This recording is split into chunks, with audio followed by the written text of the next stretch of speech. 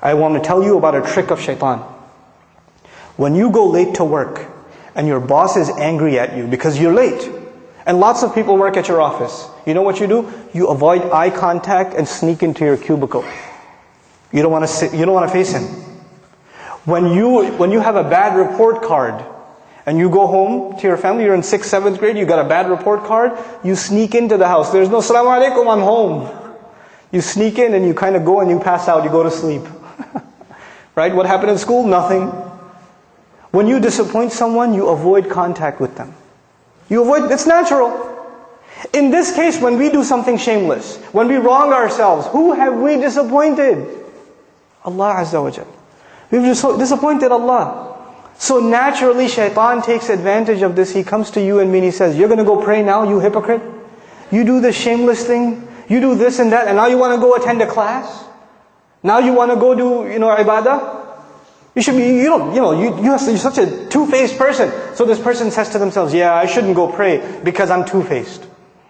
Shaitan takes advantage. He distances you from Allah. And we're embarrassed to go before Allah Azza wa Jal.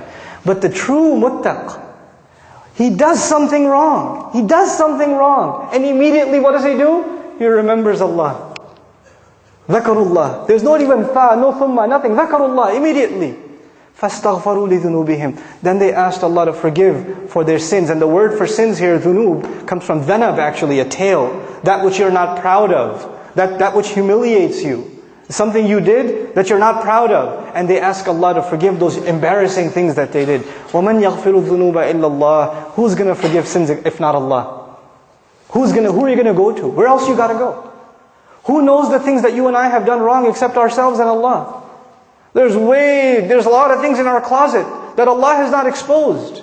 And only Allah knows, and we have to find the time to ask Allah to forgive. This is the main attribute of people that are described that enter Jannah. أُولَٰئِكَ لَهُمْ جَنَّاتٌ تَجْرِي مِنْ تَحْتِهَا الْأَنْهَارُ. The ayat are coming. The sandwich between mentions of Jannah. And the last thing I share with you about this final passage, one time I was with my family, and we were at a mall. And this other mom, her child, she was yelling at her child. This mother was yelling at her child. And the kid's crying his head off. And she even gave him a little, But you know where the child went? After he even got hit and yelled at? He's still holding on to the mother.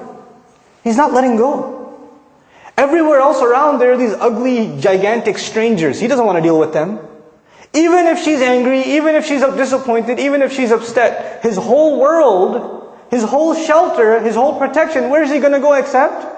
His mother. And it made me think, subhanallah, when you and I sin, when you and I disobey Allah, where are we going to go? Where else is there to go? Who do we turn to? We don't have anywhere else to turn. So even if we disappoint our Lord, even if we fall short of the standards He set for us, the true muttaq, the hopeful of Jannah, he never loses hope in Allah. لا تقنطوا من رحمة الله. Don't lose hope in the mercy of Allah. You're not allowed to lose hope in the mercy of Allah. This is the attitude we have to internalize.